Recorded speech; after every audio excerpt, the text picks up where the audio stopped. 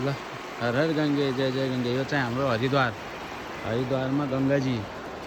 हामीले गङ्गाजी स्नान गरिसक्यौँ। अब हामी चाहिँ गङ्गाजी स्नान गरेर आश्रमतिर जाँदैछौँ। यो चाहिँ हाम्रो गङ्गा माता है। गङ्गा माता हामीले स्नान गरिसक्यौँ होइन। हामी हरिद्वारमा आएको थियौँ।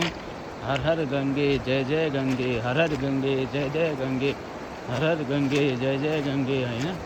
हामीले नुहाइ गरिसक्यौँ होइन। अब यो चाहिँ गङ्गाजी भयो होइन। हाम्रो यो चाहिँ गङ्गाजी, पुरै गङ्गाजी भयो। हेर्नुहोस् त्यहाँ एकजना तपस्या गरिरहेछन्। एकजना चिन्नुहुन्छ कसैले उहाँलाई भने चाहिँ मेन्सन गर्नु होला, कमेन्टमा लेख्नु होला। यो एकजना तपस्या गरिरहेछन् गङ्गाजीको किनारमा। हर हर गङ्गे जय जय गङ्गे, हर हर गङ्गे जय जय गङ्गे है।